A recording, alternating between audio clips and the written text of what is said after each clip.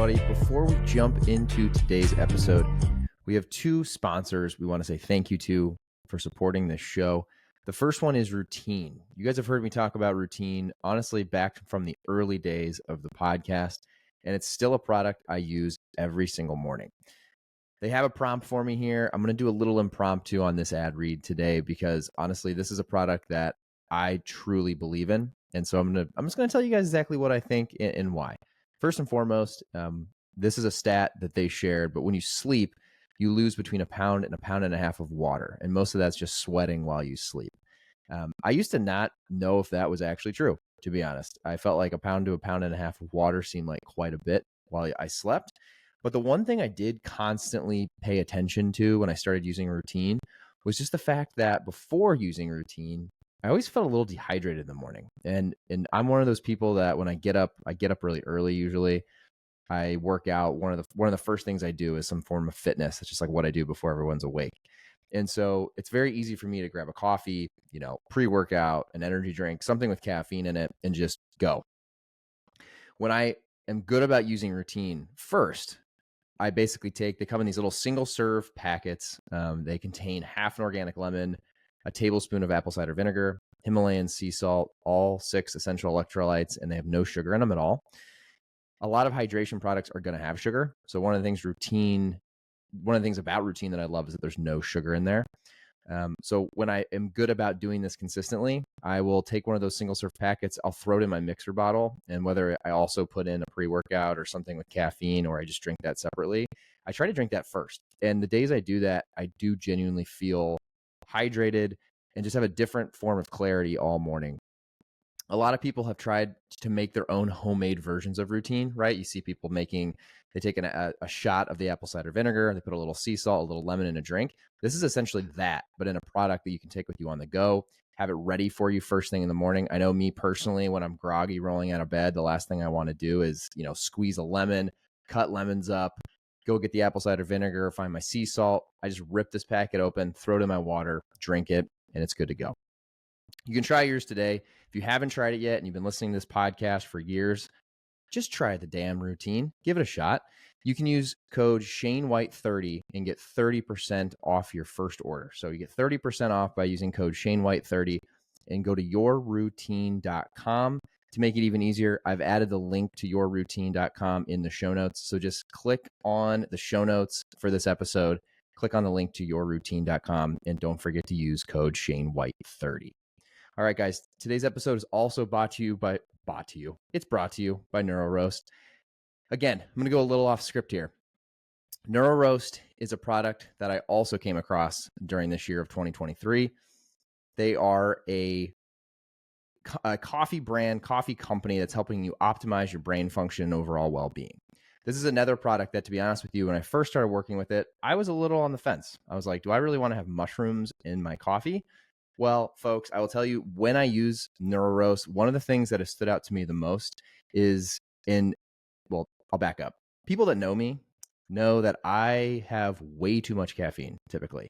One of the things this year I've done a good job of is cutting out alcohol. Not completely, but predominantly, I don't touch a lot of alcohol anymore. What I think I've actually done the other way, though, is add a lot more caffeine. So I do definitely drink too much caffeine. That's something I need to work on next year, is to try to minimize how much of that. But NeuroRoast is something that has actually helped me. Because of the way they've formulated their coffee, like unlike regular coffee, which is, still something I consume, but NeuroRoast specifically doesn't cause jitters or crashes. Mushroom coffee provides more balance and sustained energy, allowing you to stay focused and productive throughout the day. So the times I do use NeuroRoast, I'll be honest, I just don't feel that jittery, like, I'm jumping out of my chair or standing here at my desk, jumping around feeling. So give NeuroRoast a try. They have some really good flavors. I'll be honest too, the two guys that started NeuroRoast are just really good dudes based out of New York, and they're hustling, and hopefully they can get some people to try NeuroRoast this holiday season by listening to this podcast. So for you folks who've been on the fence, I'm telling you, it tastes delicious. They've done a fantastic job of making this coffee not only be functional, but taste fantastic. And if you want to try NeuroRoast, you can use code ShaneWhite. So it's super simple, just ShaneWhite at checkout. you'll also get 30% off. So if you go to neuroroast.com, and once again, I have added that to the show notes. So just click into the show notes while you're listening to this episode. You can click on NeuroRoast link directly. Don't forget to use code just Shane White, and you'll get 30% off your order. Hope you guys love both these products. I'm trying to not only bring you guys products that I use, but that I believe in on the podcast. I'm not taking ad reads for any brands that I don't really believe in. So anyway, hope you guys love both those products, yourroutine.com and neuroroast.com. I've added those links to the show notes. I hope you guys love it. And I got an awesome guest coming up right after this.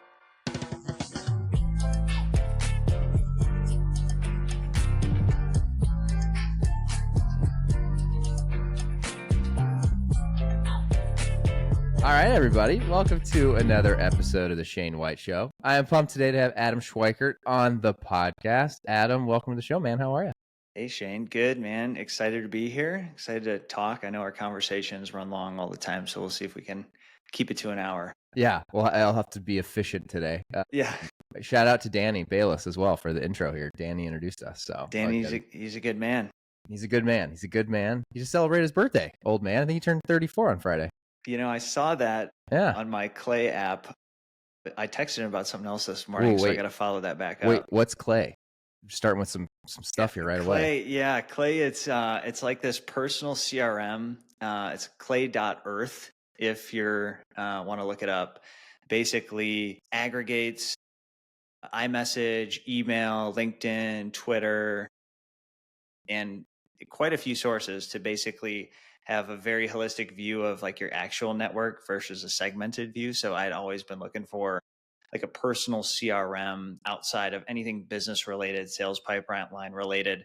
This is, catch up with your buddies, remember birthdays, keep a note, that guy's having a kid in a few months, things like that. So it's been interesting. That's so cool. It's so funny. I've always tried to do the same thing, whether it's, in a Google sheet, or I have like a notebook. One of these notebooks on my desk has a list of, it's like people that I should try to keep in touch with type of thing. And none of it ever, like, you move on to the next thing and you forget about that list. And that's cool. All right. Yeah. Personal systems are, a subject to be, this is your whole area. Yeah. Yeah. So for Adam, for people who don't know you, would you mind giving everyone a little background into you and what you're building? Yeah. So my name's Adam SCHWEICKERT. I live downtown here in Chicago, River North area, with my wife of a year and our little Maltipoo who just turned a year old named Quinn. Shout out to Quinny Beans. Shout out Quinn. Yes. So I'm co-founder at a company called Build Your Org, where we help entrepreneurs step into the owner's box. So these are company owners that want to get outside of the business. They don't want to be in the day-to-day as much anymore. And we help by a couple services: process documentation as a service, process automation as a service, and then acquisition as a service to help them step outside of the business and help it run itself. So yeah, that's myself in a nutshell. Recovering management consultant, where my background was really, it was not at any of the large consulting firms. It was in a boutique one here in Chicago, but really used to being in smaller operations, rolling up the sleeves. I know you just mentioned Google Sheets, right? Hacking together whatever system is needed to drive value at the time, right? For what the business requires. And, just low code, no code solutions is my background. Getting in, rolling the sleeves up, boots on the ground is kind of where I'm rooted. So a little background on me there.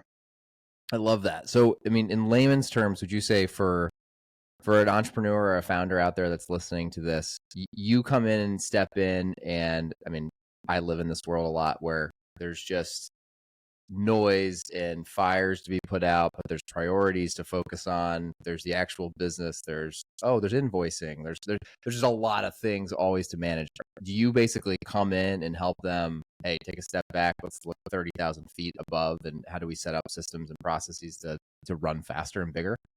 You got it there. In a nutshell, yes. So what we like to do, I know we're big on 0 to 1 here, right? Oh yeah, hell yeah. We help you go 0 to 1 when it comes to your documentation automation. And then if you want to grow through acquisition, we can kind of help you there. So what we do I'm on the process and automation silo. My other two partners are on the acquisition piece. We come in on the process side and say, hey, as a business owner, you probably have a ton of blind spots in your business that are quite frankly probably pissing you off that you can't really understand or know what's going on there. You know, you have people in those seats.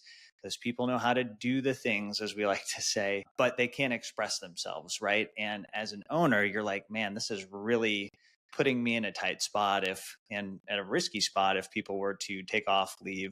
So what we come in and do is sit those people down, those subject matter experts, extract that knowledge from their head around their processes and their day to day, get it all visually mapped out in what we call a 2080 process format. So I've got templates for that too, if anybody needs Oh one. yeah, nice, And nice. then build that into a knowledge base on our own platform to be able to scale that knowledge through the organization. So if you ever imagine like the Google mapping car when it drives from street to street, didn't know what Yes. it was going to run into until it took that right turn. And I was like, okay, you know, from the 2007 images that they've got Oh posted, yeah, if you yeah, go way yeah. back, that's in a sense what we do for your business is kind of help map it out when you from the top level are just like, I don't know how to get in here and figure this out. And then we take that documentation, turn it over to our automation team and let them do their thing and build that out. Very cool. And so for someone who like for I guess the question I'm thinking in my head is for most clients that you guys start to work with is it that they're banging their head against the wall and they're looking for something like this, or do you guys actually do more of a hey, we know this service that we offer could help a lot of businesses, if not every business that's out there. And so you guys are like, hey, this seems like you have an issue.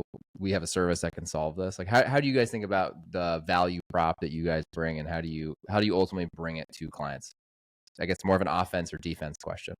Yeah. So when we look at new business and helping clients, we really focus on companies that are running on it's called EOS, the Entrepreneurial Operating System. Are you familiar?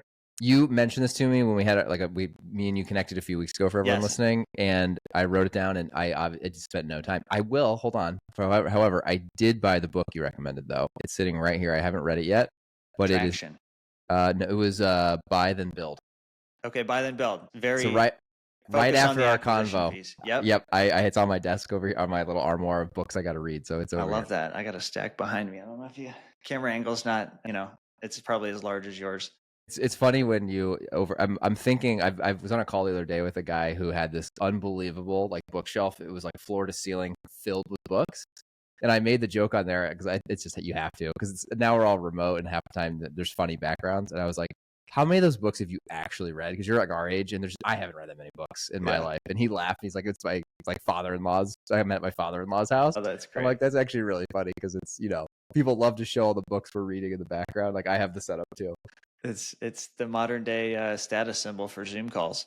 100%. So that's funny. But sorry. So the Yeah. entrepreneurial operating system, I know it's honestly something I need to spend some time learning more about. I've heard it more in the last 4 weeks since we chatted, which I Okay. think sometimes that Awesome. happens where all of a sudden you start picking up on stuff that you hear from somebody.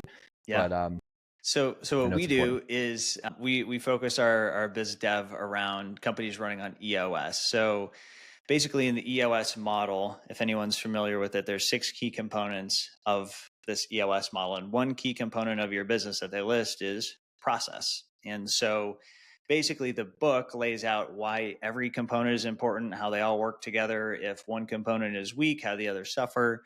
And so basically we'll say that the book Traction is probably our best sales tools because any client or prospect that we're talking to already understands why process is important. They know that they may have some blind spots in their business, and we know that they are ready to go invest in an outside partner to help bring those processes to light, Google map them, as they say, so that they can scale that knowledge through their organization and then automate it. So that's our approach. And there's a network of EOS implementers out there that are coaches to help implement the EOS system. So a lot of our relationships and clients come from EOS implementers, but that's really the vertical that we focus on here because, like you said, I think every business needs process or could be improved. Processes could be improved in some way, shape, or form. But really, what we find is working with companies run on EOS, they understand it's important, they know it's important, and they're ready to invest in their business to get it to a point where those processes can be improved and automated. And do you think for most, so I guess the counter question to that is, you have to have people who are ready to take the leap and be like, okay, I will always think of entrepreneurs in two buckets. You have, maybe this isn't fair, but you have a group of entrepreneurs who, they're self-aware enough to be able to say, hey, I need coaching. I need to lean in. Like there's a gap here that I'm not gonna be able to solve, or the way I'm operating my team's not working great. I should bring people in. And I always feel like it's I'm talking from my own side, trying to be a scrappy entrepreneur, trying to justify, hey, I'm going to pay someone to tell me how to do this more efficiently, has always been something I personally have even struggled with. But then you have the other side where they love the chaos. So do you kind of need to have some of this teed up already, where someone's already got to kind of cross that threshold to say, hey, I know I need a system. I need some people who are smart and can help me map this out? Because I feel like maybe it's just the world I live in. There's a lot of co-founders that are out there that, they just thrive in chaos, and whether that's good or bad, it's just kind of the way they operate. So yeah, funny question, but it makes me think about a lot of the people I work with and talk to. There's two camps of people for sure that I deal with. Yeah, undoubtedly. And I think kind of what you're getting at on the camp side of things is, like you said, there's people that love to live in that. And, that's how many entrepreneurs are born. They're born out of doing what you have to do to, get this business to survive and thrive to the next day, which is great. And, I've listened to many of your podcasts where, you're a guy that's up after the kids go to bed, getting stuff done. Right. And, as sustainable as that may be, I don't know. But when we kind of think about when it comes to folks that are, we like to say, ready, right? They're willing to admit that, yes, this isn't sustainable. This isn't for the long term. I know that I need some help to come in, bring me from 0 to 1, get this mapped out, get this automated for me. And those are typically the folks that are running on EOS, is that the system instills the fact that, we acknowledge that we're weak in some areas of the business and we're ready to step in and make improvements. I mean, it's a long journey, man, to get there. I mean, especially, being in the younger days of companies too, it's like, you're doing anything you can to just, like we talked about earlier, product market fit, go to market, get revenue through the door. So typically these companies we're working with are, it's a non-sexy business, established companies, been around 10, 15, 20 years, where they just, need some fresh eyes to come in and help them out. No, I love that. It's so interesting because you hit on something that I think about a lot, which is when you, at least when we started our business, for example, we've tried to be scrappy forever, and part of being scrappy in our mind was putting more hours in to the business to continue to scale it and make it more efficient and better for our clients, transparently. And it's one of the things I'm excited to learn from you. I've actually, as time's gone on and things, I'll throw out like Whoop or all these like health devices that are becoming popular. I think just like health and balance in general is becoming so much more accepted. I feel like now a lot of the circles I run around, people work really hard still, but there is something to be said about balance, and maybe it's having more work-life balance than was accepted, even if you're an entrepreneur a decade ago. I don't know if you see that now. I know I feel that a lot. Maybe it's also because I'm growing a family and, married and all that fun stuff. It's like, as that keeps evolving and they're going to get older, I always want to work my ass off. I don't think I'll ever not be able to do that transparently, but I know there's going to be a day where there's going to be a football practice at 4:00 or whatever it is, and I'm going to want to be present. And then that means getting home and dinner, and there's just going to be less hours in the day. So you're going to need to have some of these systems, these processes, just be more efficient. Yeah. And I think life goes in seasons too. Alex Hermosi, you know about Hermosi? He's it's funny. I've seen that guy a million times. Didn't know the guy that I've seen in clips, that was his name until a week ago. It's so funny you say this. And now it's how all this influencer stuff is. I see him all the time, and now I've started to pay a little more attention. I watched one of his YouTube videos the other day for the first time on it was a video about, he showed how managers deal in the calendar and have like everything buttoned out, and he's like connecting with people and doing all this. And then creators need these big blocks of time that aren't like, there's no like end time to them necessarily to like open your brain and think about it. Not to go on a tangent, but it's funny because a lot of the work that we do, like I would say like my co-founder Kyle, a lot of the work he does is very like tactical, check the box, get it done. There's a lot of it that he's handling. And some of mine are more, it's like advertising related. So for example, I just need to like be able to have a whiteboard and think about like what are we targeting? What are we just missing right now? And when I have an hour to go knock that out, it's more, it's tougher because I need like this creative block to be able to just like think. 100%. So it's interesting.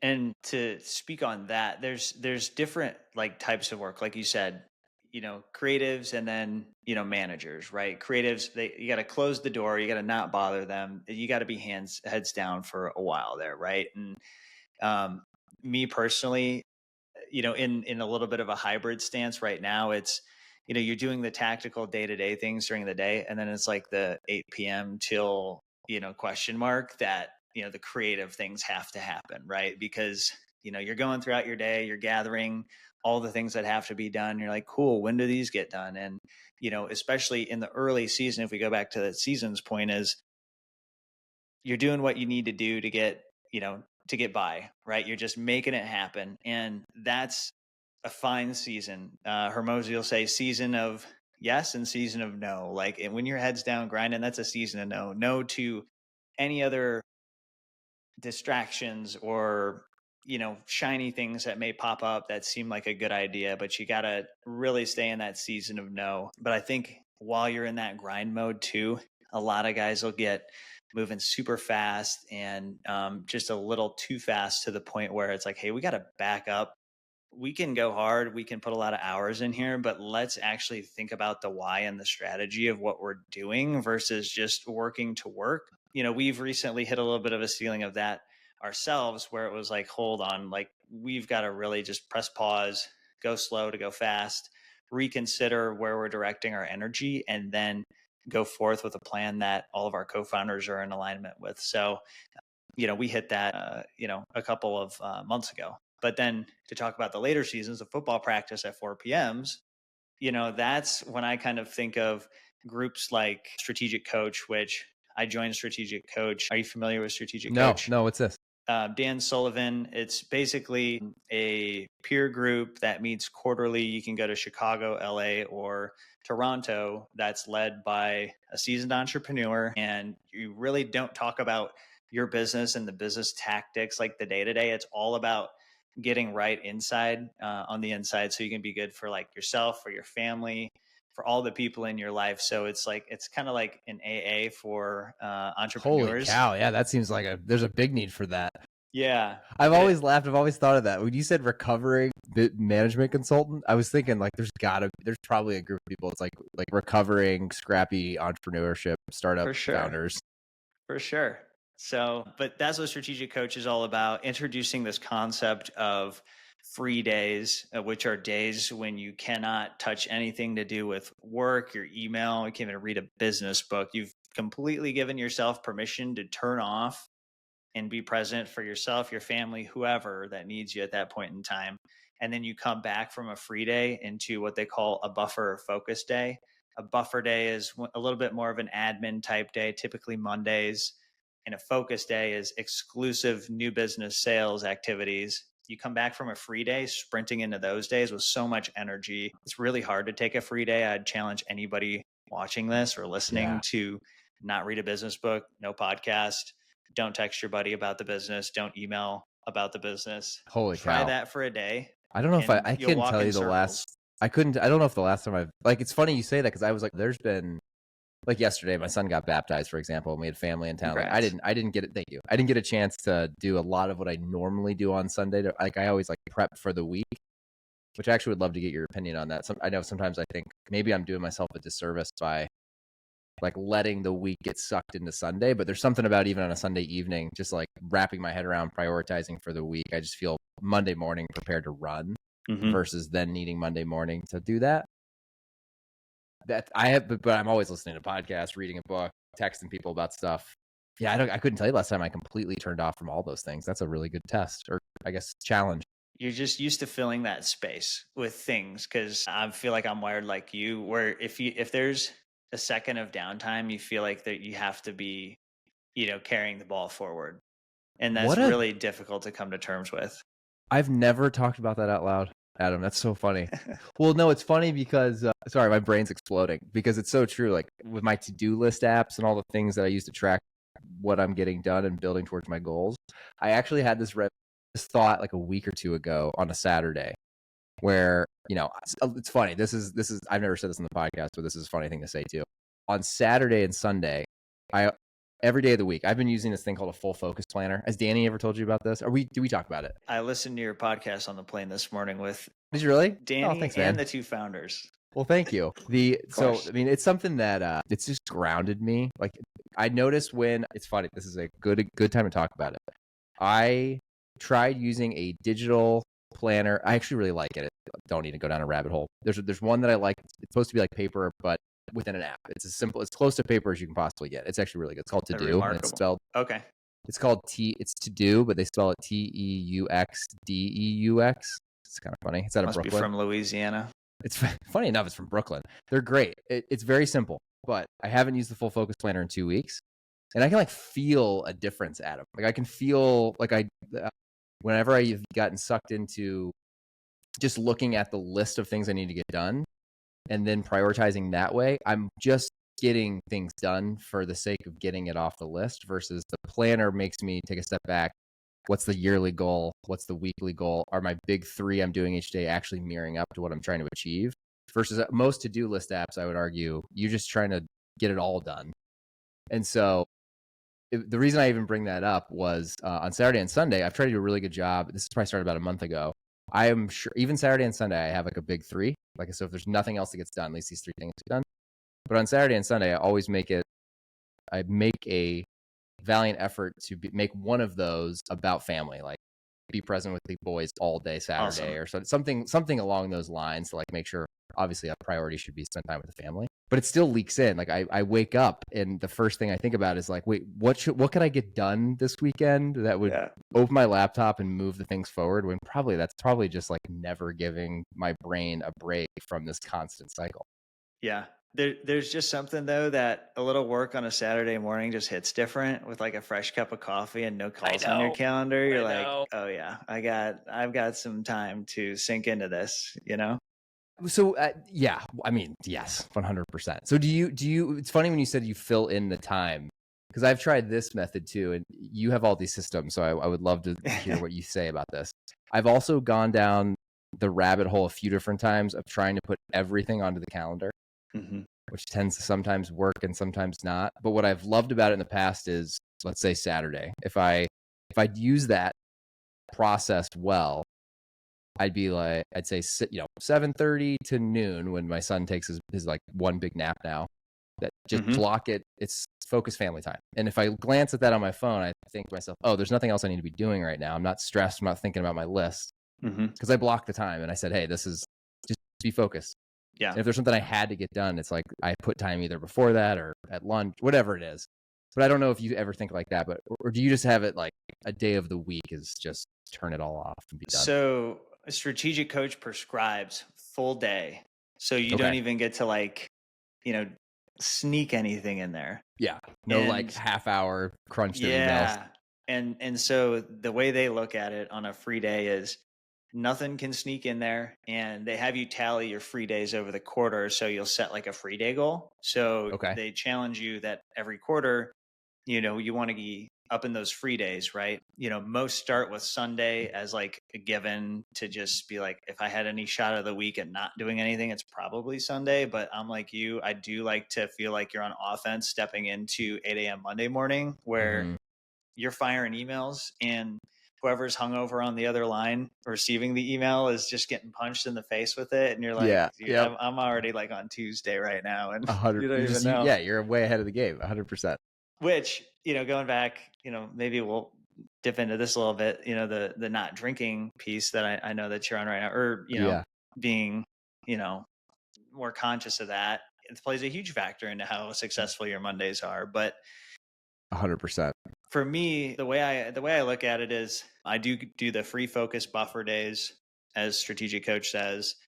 If I'm free, I'm totally free. If I'm buffering, I'm usually doing like emails, moving things around operationally, those sorts of things. Then on my focus days, solely focused on our sales pipeline and just who's in the hopper, who do I need to nudge, who do we need to, kind of keep moving down this road here, any new connectors I need to reach out to, things like that. So within this, talk about frameworks on frameworks, the buy back your time framework with how to work with an executive assistant. I'll layer over the perfect week onto like a buffer day or a focus day, to where it's like, hey, 9 to 10, I'm moving sales pipeline, 10 to 11, I'm creating content. And then 11 to 12, I am, making any CRM notes or whatever. So I kind of like to compartmentalize my days by day of the week and refocus buffer. And then within those days, time block for your perfect week, which is heads down, no meeting, those creative type times, or those times when you need to be a manager. And then working with an executive assistant, like I know you work with, and I work with here too, with that buy back your time framework, which is a book by Dan Martell, has been super helpful. So I'm like you get into so many books, you read so many things. It's like inception of how many, you just got to take tidbits of what you like and what work for you. And there's no magic bullet for sure. No, there's definitely not. And I think the one thing that always doesn't worry me, but I think about it sometimes, is when you start getting down these rabbit holes of trying to learn or read the next book. It's like that's a never-ending cycle of people putting out book content, and then you can just be chasing just endless concepts. So I always try to like push it, like gas pedal, brake pedal on that to some degree. Yeah, but sure. If someone recommends something, I'm like, okay, I'll read that. If you recommend it, it impacted you for sure. There is like, I totally agree. It's overload of information, right? And it kind of sends you back into a cycle of, second guessing. Oh, shoot, am I organizing my day the right way based on what I just read in this book? And it's tough. It's tough. There's a lot of noise out there, a lot of people trying to sell you stuff. But at the end of the day, you just got to go with what works for you. And I would say your behaviors kind of are indicative of that, not necessarily like the most recent book, right? I would probably rather read a book, multiple times than, multiple books one time and not really comprehend or implement any of those tools. So you just got to pick your poison sometimes. Yeah, no, that makes sense. Okay, that's good. So you do time blocking. It's funny. One of my questions at the end of most podcasts, which I'll still ask you because I want to get into it, is hitting goals and the processes and the things you put around you. But do you recommend time blocking for most people? Like, is that part of most of the systems in general for you? Because I have this habit of, I have the full focus planner, and it's funny. The more I've gotten into time blocking, I realize the power of it. But again, I'm going into the weeds of this because I think you probably have thought through this too. There will be times where I time block something. So what I've always hesitated with time blocking is if you just time block, then you don't have this 30,000 foot view of all the things that you need to do very well, if that makes sense. So for example, if everything's just on my calendar, I can't just like look at my calendar and be like, oh, that's the priority, that's a priority, because things are moving and changing all the time. So I've run into this thing before where a client all of a sudden is like, hey guys, I really need to chat about this today. Now whether that really needed to happen today or not, if it got thrown on the calendar and you had this block and it's right in the middle of a block, it just shuffles everything. And then you can turn into someone who's they're just in their calendar all day, just shuffling things, right? It's like then you're not even getting things done. You're just like reshuffling things. So how do you think about the dynamic of like, I've always thought the perfect system, which I know there's not one, would be to have like somewhere where it's just a central depository of all the stuff that needs to get done, that's repeatable, that's new.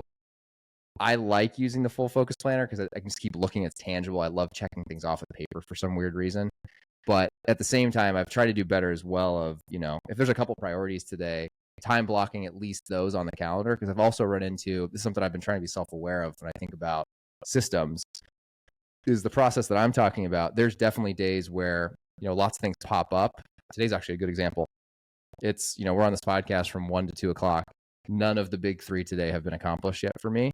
And I know this sounds bad, but I know already with what's going on the rest of the afternoon that for me to get all three of those done will require me to do some of this at like between 7:30 and whatever. Like it's just like, I just know this at this point. You can feel it.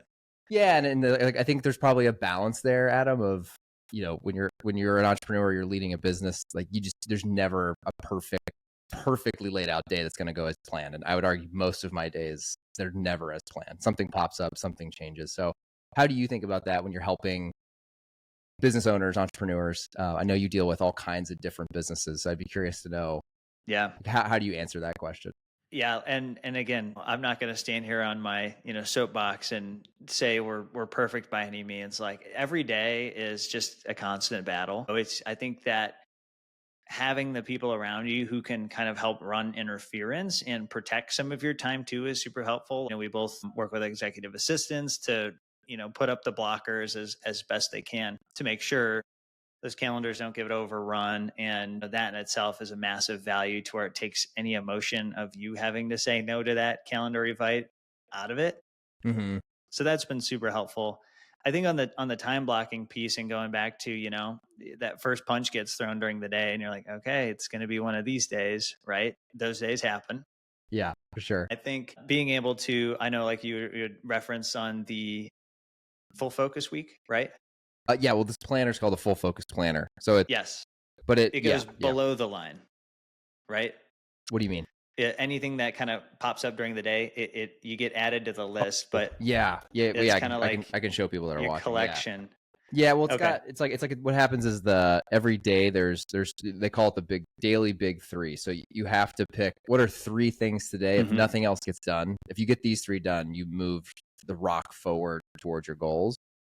In theory, you'd hope that one of those things on your big three, either you also have at the beginning of the week, you sit down and you pick a weekly big three, which I think is really cool because the way I do it, at least, there's more than one way to do this, is I'm always glancing at the very first page of the planner that you reset every 3 months or each quarter is you have it could be up to 10 annual goals.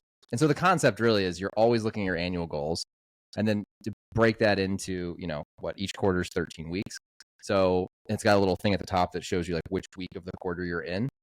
So there's something visual for me every week to say, I'm already 4 weeks into Q4. What do I want to do this week? That's a bite of the apple for my annual goal. And knowing this is Q4, it's like crunch time for a couple things. Because what happens is, and this is funny just for people who deal with the same thing, when I've been in the digital planner, I've been living in there because what's nice about something that's digital is you can be running an errand at Jewel and you think of something, you throw it on there and you get back from your laptop and you see it. I think that's one thing that I've run into where I have multiple things just because I have fucking ADD too. And so I'm like, a notes app or to do or a piece of paper, and then I'm like, shit, I forgot to move that here. I'm trying to get away from that because you can waste a lot of time doing that. But what's cool about the planner, what I realize when I don't use it consistently like I haven't the last 2 weeks, Adam, is a lot of stuff has gotten done. A lot of good things have happened, but then I go back and I say, oh, if I would have written down a big three for the week though, I would have probably tweaked a couple things because 2 weeks have gone by where I'd argue like 2 goals that I want to accomplish in the next 3 months. I really didn't take any steps forward on that. And so funny enough, like this, and again, you could make this a digital process. You can do whatever you want, but there's something about this that helps me. It's just like a reset on Sunday. It could be 20 minutes of me sitting down and being like, whatever your goal is, like something about a weekly bite at that annual apple, I think is powerful. I think it's fantastic. I'm a paper guy myself. I had the Full Focus planner was something that was new to me when I listened to your podcast this morning. I'm like, oh, I should check that out. So they're Nashville people too. Great. Yeah. Great. Yes. Yeah. Okay. So yes, let's just tie a great bow on this. So for example, this morning flew in from Nashville, got into Chicago at 8:30 in the morning. After a long weekend of house hunting in Nashville, come back in. Sometimes you have a weekend when you're like, I don't even remember what my profession is. What do I do here? Right. It's just like, okay, let me just get back on that horse. So that's what I love about the planner that you're talking about is you don't lose sight of the annual, and the annual rolls into the quarter, and the quarter rolls into the week. And then you're constantly, like you said on your podcast, is, that's that measuring pole, that stick that orients yourself to be like, okay, let me just get back into this. Whereas I think many people, they don't have that. And they're just like, wherever the wind blows, that's where I'm going today. And that's, living life with a purpose and by design, then kind of by default. And I love that. So the one thing that I wish I would have had was a Full Focus planner back in 2018 when Danny started using it.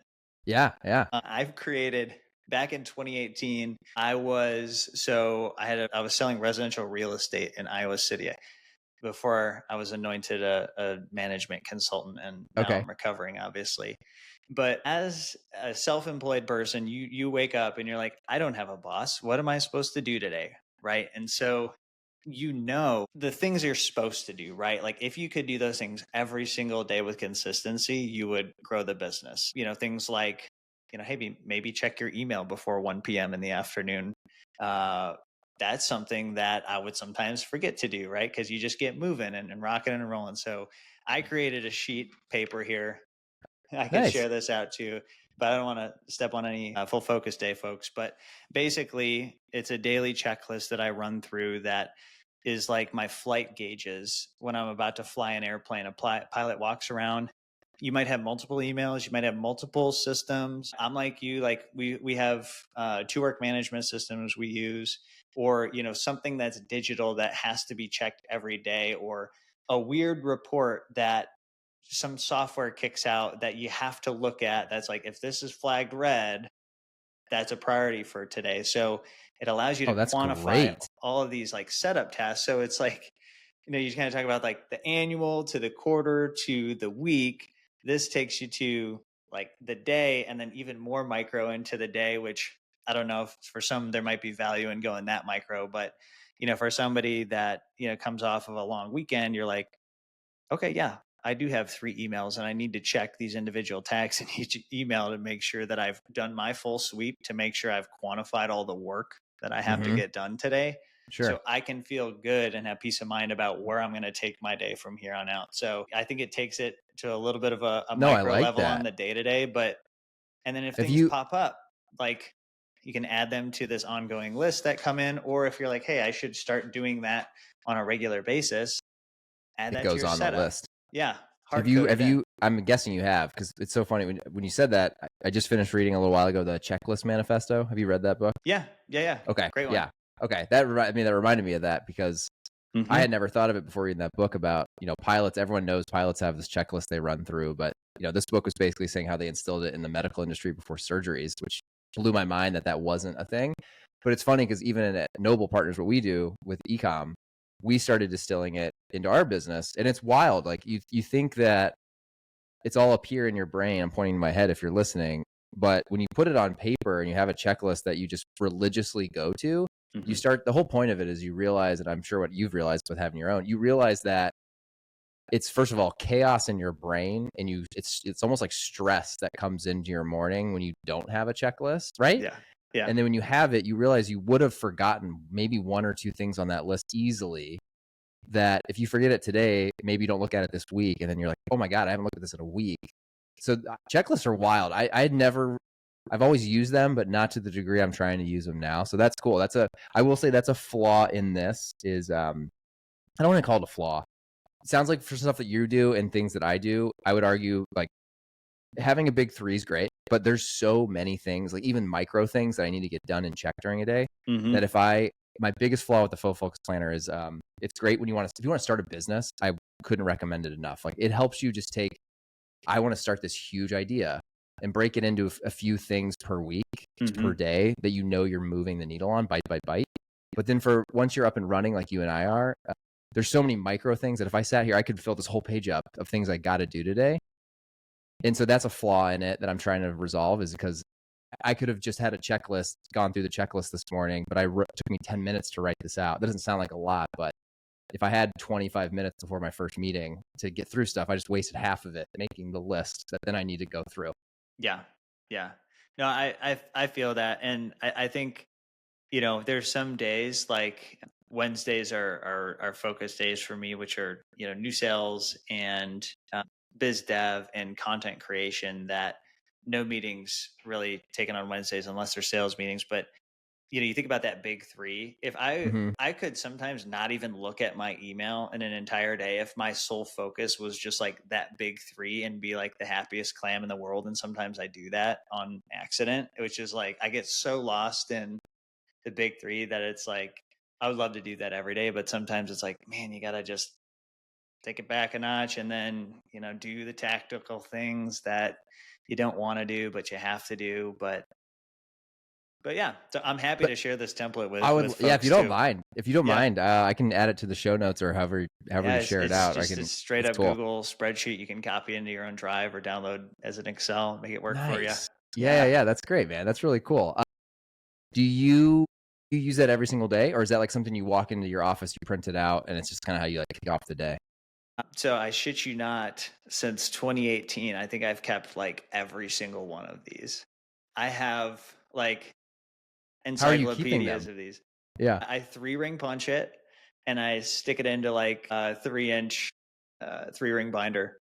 Wow. I have Like for like, a full year kind of thing? yeah. So if you wanted to go back to like, what was I doing in 2019 on a random Wednesday, I could pull that up and look at it. The funny thing is, you read those things, you're like, I fondly remember doing that and Mm-hmm. being like, that was that a good use of my time, in retrospective, which is kind of funny. Not to go down a whole nother rabbit hole. Have you heard of bullet journaling? I'm sure you have if you're into this world of Yes. Yeah. productivity. There's something that the guy that started that whole concept talks about where it's most people that this is this is a flaw I've heard of even time blocking is when you use your calendar, most time you're looking like how many times have you gone into Google Calendar and looked backwards to review what you spent your time on? I would say argue most people are just continuously looking forward and most people aren't looking back. And his argument is when you start to reflect on what you did and really understand why you spent the time doing what you did, that's where the real benefit comes out.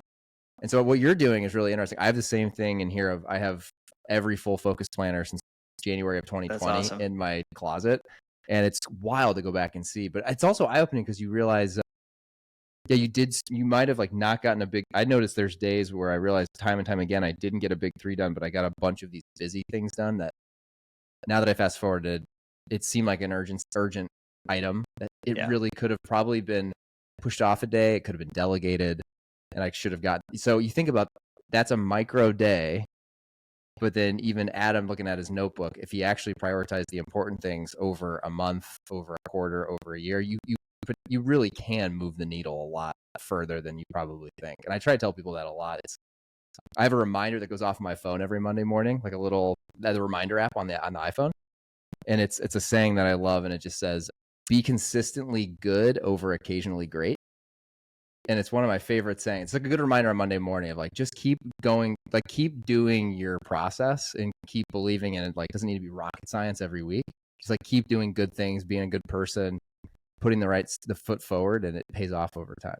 Yeah. I mean, especially as entrepreneurs too, we want to move as fast as possible. And you think that it has to be the sexiest thing, but like you just said, showing up every day and doing the simple things consistently versus, trying to hit a home run every 4 at bats is better. And you get further like that. So what I really love, and I think this is kind of like the common theme we keep coming back to, is like macro patience and focus with like, a little bit more of that micro execution, right? Yes. Gary V is all about that macro patience, micro focus, which is, keep the long-term thing and in mind, and remind yourself of where you're going every day. But in the day-to-day, like you said, just keep chipping away at it. Just keep taking a swing at the log, and the tree will fall. What? Yeah, it's a good he says one. macro patience, micro focus. Yeah, doesn't he say something about like cloud and dirt? Isn't the same thing? Oh yeah, that's. I think he did like a shoe line on that too with K-Swiss.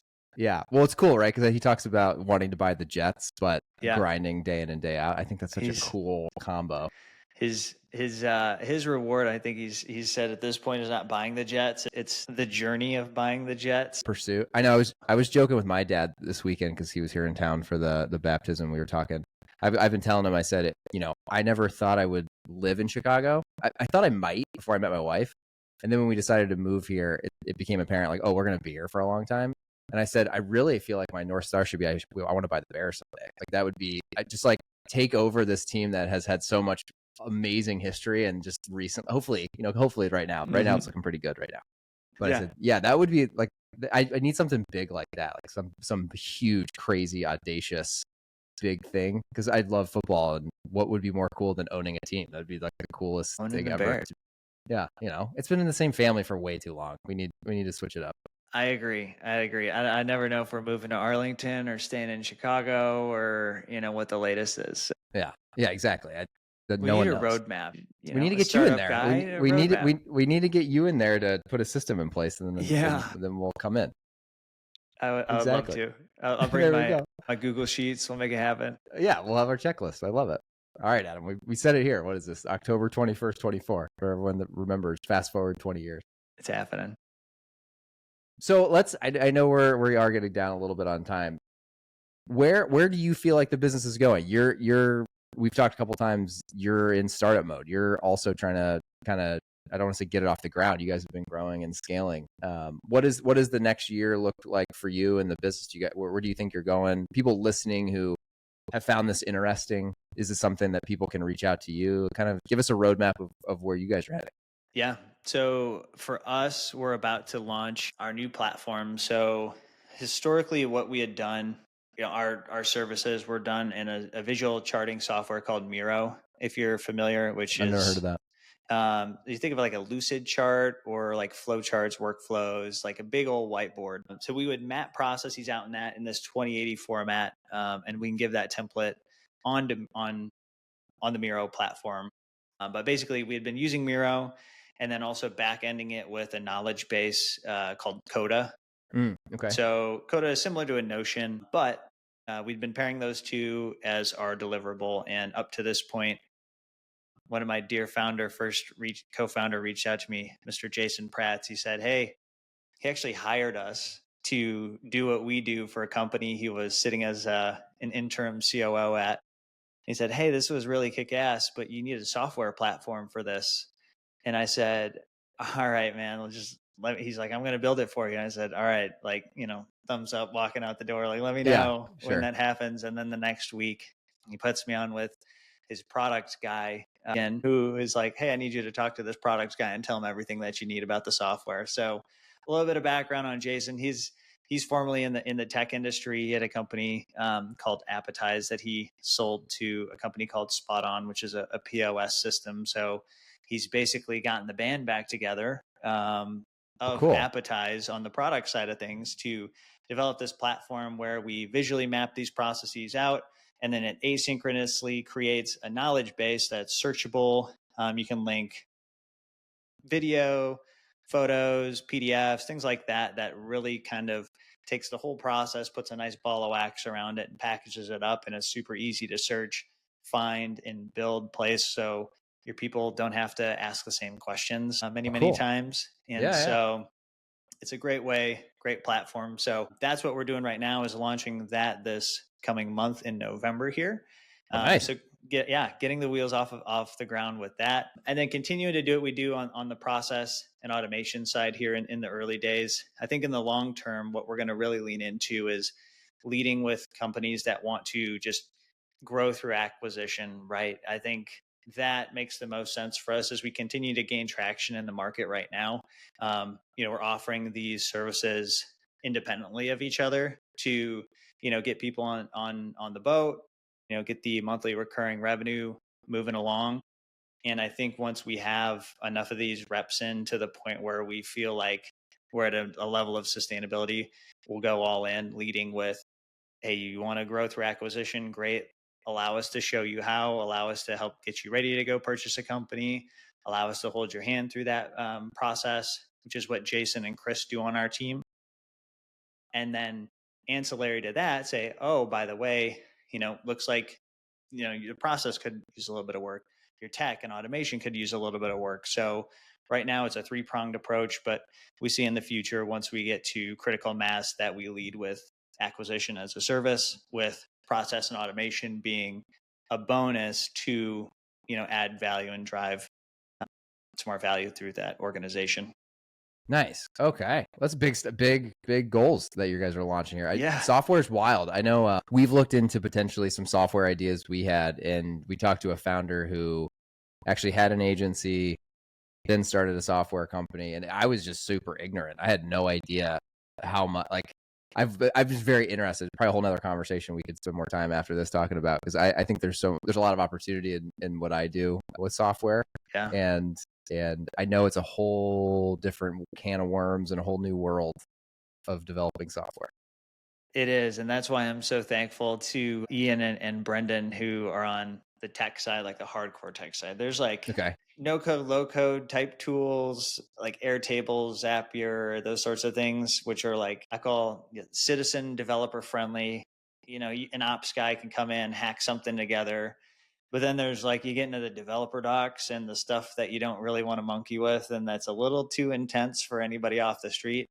That's what we can do on our side. And I'm glad I don't have to be the guy to deliver that. I just, write the big check and then say, hey guys, here Yeah, here it you go. is. Time to cash it. Go, yeah, And yeah. they Go always figure make it it out. happen. So That's awesome. That's very cool, man. they're great.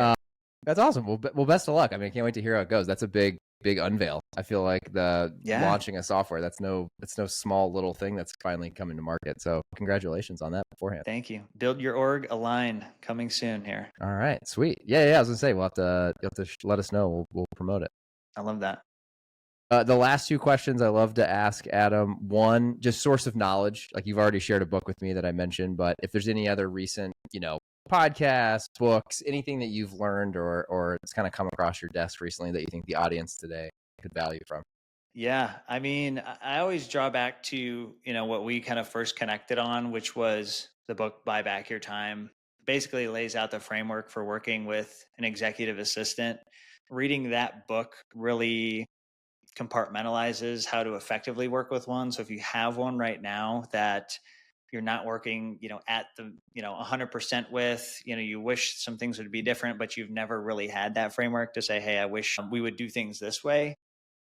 Read this book and then take it to your EA and implement that, those tools, the perfect week, daily meeting cadence that you have with them. I think it's absolutely been life-changing for me working with my EA, Caitlin, who's awesome. She actually just started a training program for EAs to help get this off the ground with their Very cool execs. So she's awesome. Let's see what else. At Build Your Org, we're rolling out, I guess, US Knowledge Source. We've got that. No, whatever you want to share. We just set up a page to where if you're talking 0 to 1, if you come to this landing page that we have now set up to where you can upload, we like to say, your ugliest process, like the one that you're like, I don't think that anybody should really look at this and it's kind of half baked, but I need a second set of eyes on this. Can you guys take it, put it in your 2080 format, visually map it out, and then return it to me with a ton of sticky notes on it with ideas to improve it? We've now set that up at buildyourorg.com/upload. So cool. Take advantage of that. And in 48 hours, we'll turn that around to you. So wow, cool. Yeah, that'll come with a few seats to our new software as well as we roll that out. So that's a huge value add. And it's literally what we do for our clients is take it in, break it down. The only difference being with our clients, we'll sit with you live one-on-one, actually talk with your team and extract a little bit of knowledge. It's just kind of an upfront review, but should add some value either way. That's awesome, man. That's very, very cool. I love that. Yeah. Thanks for the tip for everybody. Then a tool that you use to plan your year. I mean, you already gave the checklist, but what else do you put around you, Adam, to, hit your annual goals, know what you're working on this week, the shit you're getting done today? You said pen and paper. Anything else that you use or recommend? I'm a big pen and paper guy. And for the longest time, I had struggled on like the annual planning aspect of this. I looked like high and low. So I wish I would have found your full focus plan framework, which I'm going to look into here. But you should you'd love it. There's like I said, there's little tweaks that we probably both make, but I think it's just like a foundational daily thing.